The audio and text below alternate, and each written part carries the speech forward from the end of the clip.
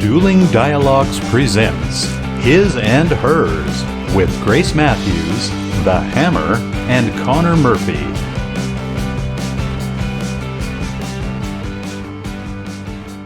Welcome to Episode 6 of His and Hers with Grace Matthews and The Hammer in the heart of the USA, Springfield, Missouri. Hi, you two. Hello. Hey. What's new? Here in the Ozarks, there's nothing new. It's just old. Rain. Rain? Oh. I mean, I think it's rained for 6 weeks. Yes, there's actually a chance of sunshine. Oh, there you go. A chance. Now, don't get carried away. We are, yeah. Well, I mean, we have plants sitting out there in their little store-bought tubs because there's not been a moment to go out there and plant them in the dirt. Right. It's mud. Yeah, it is. It's total mud. Yeah. That was us until last week, and this week the weather has smartened up finally. So. Yeah. Well, our brother's not very smart yet. Yeah. Okay, we're again really excited to be here. We like to thank all of our listeners, and we want to remind you of why we're here. And that's because we're really bad at this relationship thing, and we've learned a lot along the way. Right. And we want to share some of that. We've had more good days than bad days, so we figure, if we can save somebody some hassle, give them a little advice. But it's not based on smarts. It's based on failures. You bet. That's how you learn. That's how you learn. And Yeah, right. I think we've all three admitted that we're bad at relationships. Yeah, I don't know who is good at them, though. Oh, there's probably some people out there, and I don't know. Well, they'd say they're good at them. They'd say they're good at it, but probably not. Maybe they're pulling our leg. I don't know. Okay, our thought for the week is, it's not what you cannot do, but rather what you can do.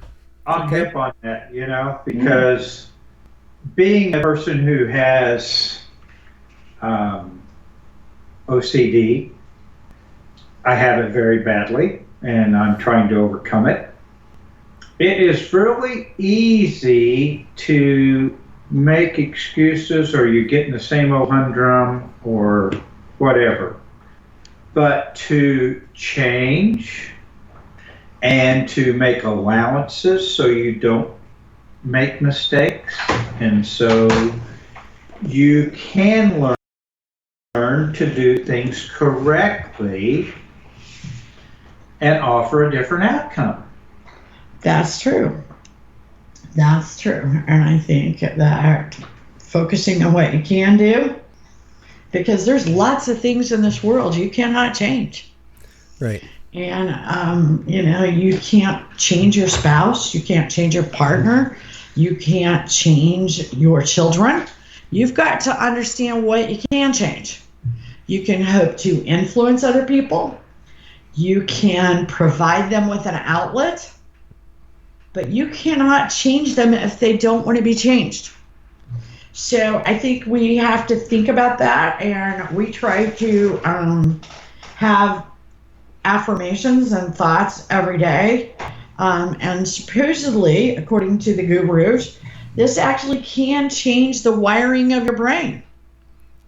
Right. If you've gotten into a negative cycle, say some positive things. Absolutely. And we're going to talk more and more about that all the time. And the other thing you can do is move that coffee table. It's so worth it to dance, do yoga, do meditation, whatever you can think of. Get down on the floor, roll around with your dog. Absolutely. Move that stupid coffee table. In fact, I may put mine up for sale. Yeah.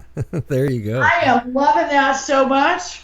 I think, and people really need to, we would like to hear from you people that have maybe moved your coffee table and tried something different, either dancing or meditation or, now we don't want to know all the gory details. But I do. Well,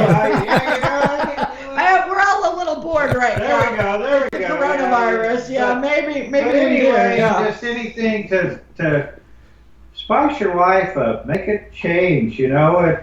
This virus should make everybody believe that, it could end tomorrow. So let's have some fun. Yeah. Let's shake it up, as they say. Yeah. Hey, yeah. You mentioned it earlier. Yeah, let us know. So if you're listening, let us know down in the comments what you have changed. Have you moved your coffee table? Yeah, because we're gonna say that every week. Move that coffee table because it's changed our lives. And I will tell you, we have a house where we could have done this stuff in other places and not moved the coffee table.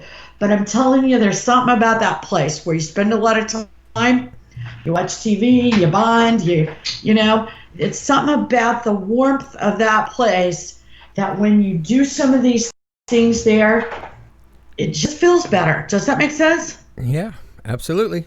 So anyway, as we go on, we're going to talk about Christopher Berglund wrote an article in Psychology Today about 4 self-nudging tricks that make doing the right thing easier. And now nudging is about a 30-year-old system, okay, that is designed to help people when you just do the wrong thing. Right. Okay? And the wrong thing can be about people with OCD, like the hammer, people with depression, people with anxiety, people that, obsessed about an old lover, someone that, maybe doesn't do their schoolwork or games too much or whatever. I mean, doing the wrong thing doesn't mean you're like a damn criminal. It just means you're having trouble moving on. You're having trouble getting done things you want to get done. And self-nudging it empowers you. Right. It gives you willpower. And you're not relying on some mother figure to come along and remind you. It's 4 ways of overcoming procrastination. Oh my goodness, yes. There you go. Okay. Now I understand the self-nudging. Exactly. Now, one of the first things is to understand your problem and how your environment contributes to it. Okay? For example, I'm going to use an example that we talked about yesterday. If your closet is arranged in such a way that feeds into a certain behavior, you have to rearrange your closet. There you go. Okay. Okay? Have to. You have to. So you must be an architect. Okay? If you are overeating, change the shelf in the fridge that the bad shit's on. There you go. Or don't buy the bad shit. Yeah, that's the best architecture. Okay, if you are fat and you love chips, quit buying chips. There you go. Yeah. It works. It's surefire. You Healthier won't eat alternatives. Chips if the chips aren't in the house, you won't eat them. Yeah, look for a healthier alternative. I doubt you go next door digging through their cupboards looking for their chips. Instead of borrowing a cup of sugar, can you borrow a cup of chips or a bag of chips? Is that kosher nowadays? I don't know if Miss Jackson has any chips. I guarantee Miss Jackson she forgets to chips. eat. So Yeah. I doubt we can borrow much from She her. weighs about 42 pounds. Yeah. So we're not going to get much over there. Okay. So yeah, think about the architecture of your life. Okay. Use reminders and prompts. Post-it notes help. There's smartphone apps for everything. If you're forgetting to take your medicine, like my son was forgetting to take his insulin, I put a diabetes app on his phone, and guess what it does? Oh. It says, Dave, take your insulin. There you go. And guess what happened? He didn't forget anymore. He hasn't you go. forgotten since. And I believe it was free. I don't believe we paid for it. No, it was free. So find the tools, right? Find the tools yourself. Okay? Sometimes you need to reframe something. Okay? If you're using your telephone for a purpose you shouldn't be using it for, or you're calling someone you don't want to be calling, put a picture there to remind you, don't call that person. All right. Change your schedule. Change your schedule, okay? Again, food. That can be, there's all sorts of things you can do with food. Pre-plan your meals. It just goes to show you that as humans, we put ourselves sometimes in a position to fail. Exactly. And that's terrible because most of us don't have the ability to say no. It's just not in human nature to say no. It's easier to say yes. It's hard to say no, isn't it? So by putting yourself not in these positions, you don't have to answer that question. Right. My father told me this back when I was a young kid. And to me, and I told this to my oldest son, you are judged by the people you hang out with. If you hang out with thugs, bad things are going to happen. If you hang out with good people, good things will probably happen and no bad. Right. So same thing with us, putting ourselves in positions to fail or to make the wrong decision. Just, you can avoid it easily. And we do know the difference between right and wrong. Let's just exercise it a little better and pay attention. I think that's one of the biggest things. We don't pay attention to what the hell we're doing because we get caught up in things and we blame it on work, we blame it on...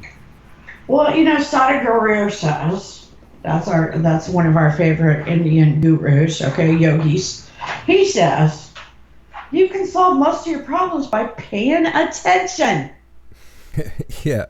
Listen. Being present in the moment instead of in a fog, a daze, fantasy, whatever. Right. Control your own destiny. There you go. Good advice.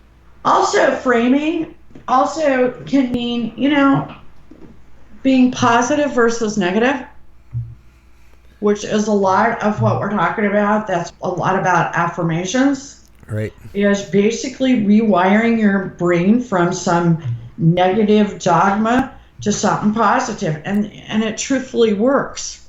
Right. Look for the positive in things. Exactly. Reduce, we've already sort of talked about this, reduce the accessibility of temptation. Again, if your problem is weight, don't buy chips. Don't buy ice cream. Don't buy things that you love to screw yourself up with. There you go. If your problem's drugs, hang with a different group. Don't visit your drug dealer. Exactly. It goes back to that apple in the Garden of Eden, It does. It all started with one damn apple. Yeah, we were all they couldn't turn down the apple. Yeah. Well, you know what? If there wouldn't have been an apple there, it wouldn't have happened. That's exactly. True. That's true. Also you can involve other people and increase accountability via social pressure. Right. Have people to help you out. Hang with the right crowd. Exactly. Make a commitment to family and friends and keep that commitment. Make a commitment to someone you truly care about and you truly don't want to lie to. Right. And hopefully you have something like that in your life. Somebody, Good vibes. So good vibes. You can also set up little briberies for yourself. Okay, if I'm good Monday through Friday, on Saturday I can have an ice cream cone. Or a drink. Or a drink. Or, if I'm bad, then I've got to make a political contribution to the other guy. That would be a good one, wouldn't it? Yeah. Okay. Ouch. If you're a Trump supporter and you got to make a contribution to Biden. Yeah. Woo! Ouch. Okay. There are things you can do. I remember back in the day when the Hammer used to wear shirts and ties, okay? And I always wanted to save the money of taking them to the laundry, right? Right. So the laundry would charge like $2.65 back then to iron the shirts. I would pay myself $1.50. There you go. It worked until Awesome. the kids came and it didn't work anymore. And then I just paid the $2.65. But that's another story. But there are things you can do,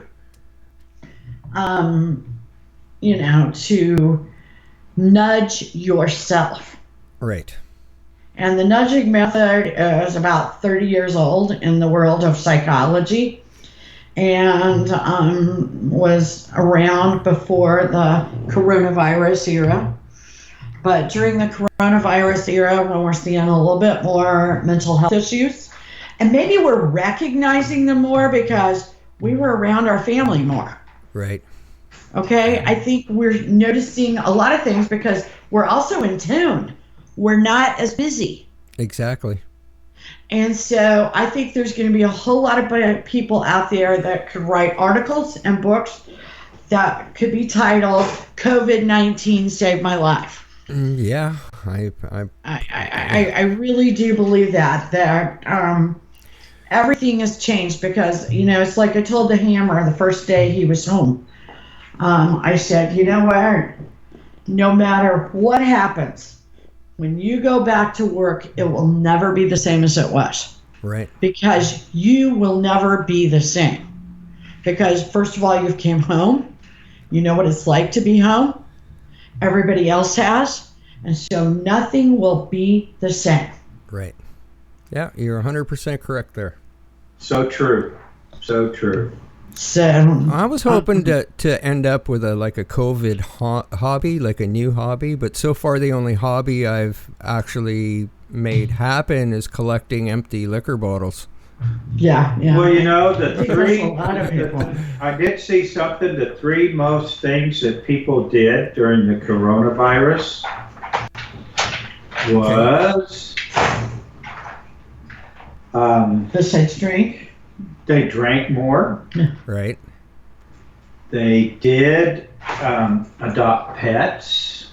That's true. They did. Okay. Did they cook more?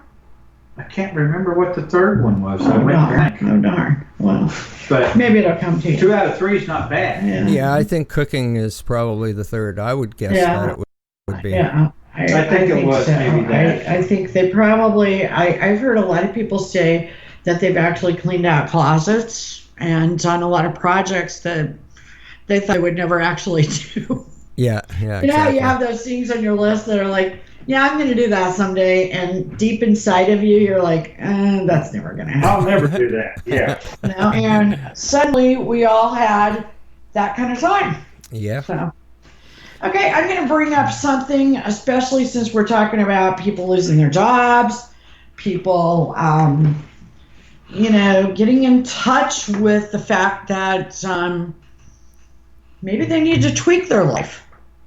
Right. Okay, and then we have on the other side of the flip side of the coin, we have people home, lonely, and that are becoming depressed because of the COVID-19. Right. They're becoming alienated. And when you live in some areas of the country, it is still critical. So there's not much socializing. Right. Try Canada. Yeah. We're spread out everywhere. Exactly. So, on Maslow's hierarchy of needs, the very lowest, you cannot move up that pyramid until you have physiological needs met. And right now with people losing jobs, that's very difficult.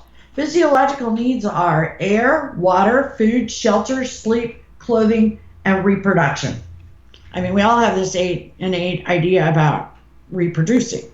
Right. So that's where sexual needs. And for a lot of people, that's, they identify that with a chakra. So before you can move up this pyramid, you've got to satisfy all those needs. We're seeing food banks giving away millions and millions of meals. Right. Because people are in a desperate situation. We are seeing the government need to give stimulus money and extra food benefits to people because they lost their jobs during the quarantine. Some people have not gone back to work. Other places are closing down because they financially could not withstand being closed down for a month or two. Then you have the third kind of problem, and that's with we've changed.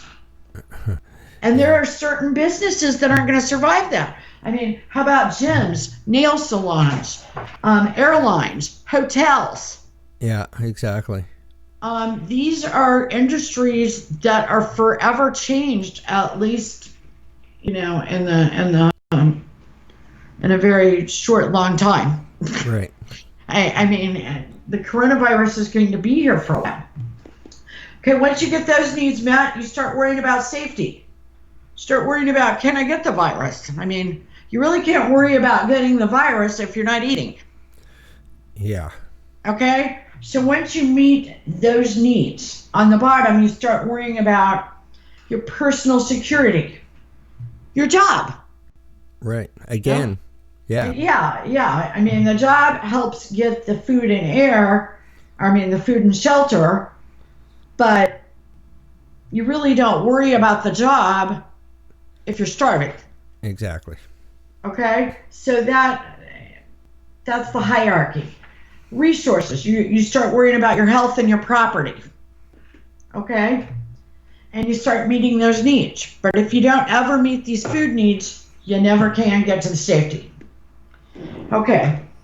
Once you satisfy all of those needs, you move up to love and belonging. That means you can start building relationships. If you don't get these things under control, you cannot have relationships. Yeah, makes total sense. Those relationships are friendship, intimacy, family, and a sense of connection. You are always going to be out to lunch with those if you don't feel comfortable with everything below. Right. I agree. And then you move up, after you can build relationships, into self-esteem, which means respect for yourself and others. Status, those are confidence issue, recognition, strength, freedom. You have to satisfy everything below it before you can have a healthy amount of self-esteem. Yeah, makes total sense. And then, last but not least, is self-actualization, where you just have the desire to become the most that you can be. That's also an area where a lot of people reach spirituality. And I'm not talking religion. I'm just talking, a connection to, the spiritual world, whatever that is to you. Right. And I think that now, during this virus, it's just a good time to think and talk about Maslow's hierarchy. You can reach self-actualization, lose your job, have bad things happen, and you can be right back down there at the bottom. Yeah, we instantly. move up and down the pyramid throughout our life. And I think most all of us can think of times when we've been at different levels of this pyramid. What do you think? That's the truth. How many people have lost their job out there and said, "Oh my God, this is the worst thing that's ever happened to me in my entire life. How will I exist? How will I go on?" Boom, 2 weeks later, a week later, a month later, they've got a better job, made them better, it's got more ways they can climb the ladder. And you ask them and they say, the best thing in the world that ever happened to me was losing that other job because I wouldn't have gone out and looked. Well, I've heard that a lot. I've heard that about a lot of things, Absolutely. Moving. The A worst person thing, can move.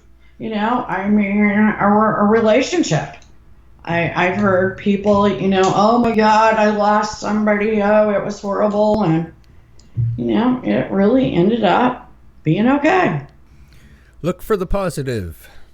However, again, there are lots of tools, and sometimes these tools suggest that we need to get a grip on things. Okay. Okay, when we are experiencing the bad.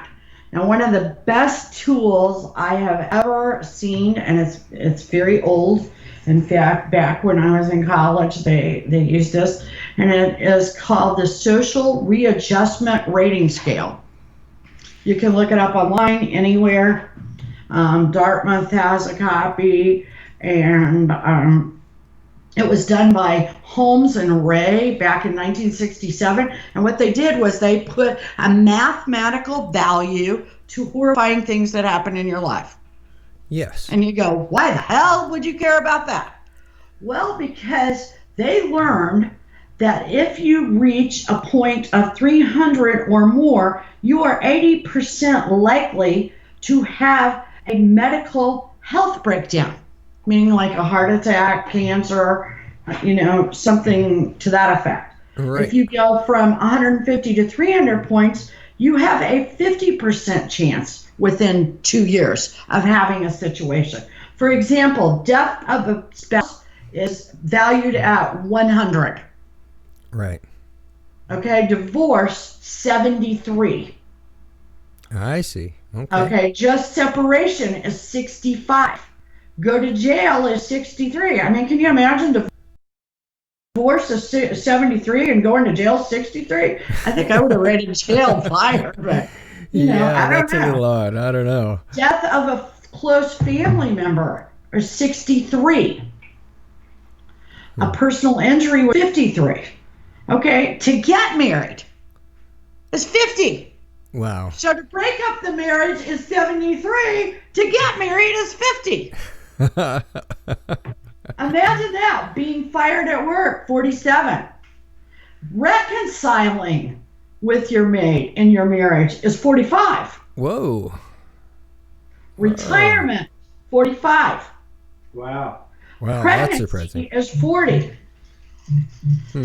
Having in your family have a health issue is 45. I mean, then it goes down. I mean, there's financial things. Taking out a mortgage is 31.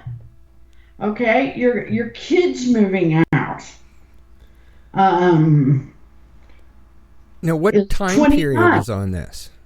Okay, this would happen within a year. In a year. Okay. I would say you could possibly stretch it to 2 years. Okay, for example, if I were to look at Well, losing a spouse is going to take longer. Okay, right. You know. Well, okay, and even losing a parent. Okay, I'm going to say before the hammer had his heart attack, we moved. He lost 2 parents. Mathematically, it worked out. Right. Okay. Yeah. One of our kids left home. Right.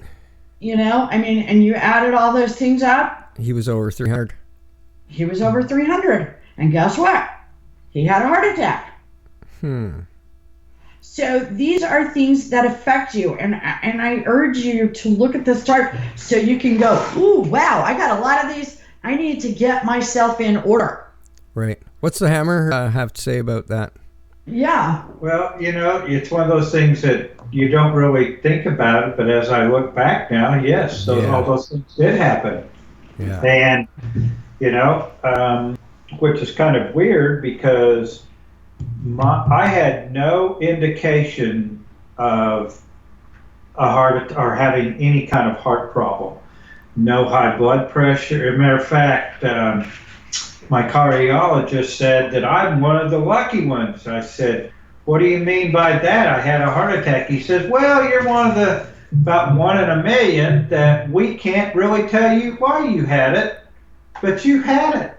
Yeah. But I had all these bad things happen. I had a lot of stress. You don't think about it, and boom, it happens. And hindsight's always 20/20. Yeah, it's easy to look back now and try, and you can explain it. But I put it this way: from going through this, if I put together numbers and my number was up around 300, It scared the hell out of me now. Yeah. Exactly, but it would also tell you that some of the things we put in place recently. You will keep those things from happening. I mean, like meditation, exercise, affirmations. Right. For some people, prayer. Doing fun things.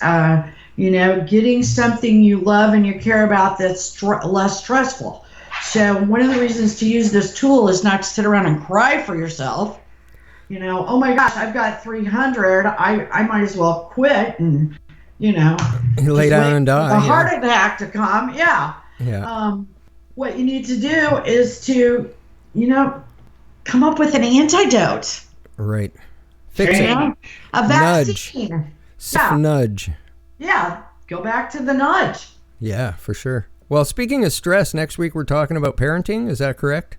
That is correct. And we know you're going to be excited about that because I am actually. There's nothing more stressful, nothing that expects you to be perfect more than being a parent. Thinks they're perfect. So I am very excited to talk about that. And, this has been a great show. And I want to remind you of our affirmation as we close today. We are messengers in love, happy, healthy, financially prosperous, great partners and parents. We are charitable, energetic, creative trendsetters that experience success every day. Right on. Please use that. Right on. Please. Good. Yeah. See you soon. Bye now. Have a good weekend, you guys. Thanks for listening, everyone.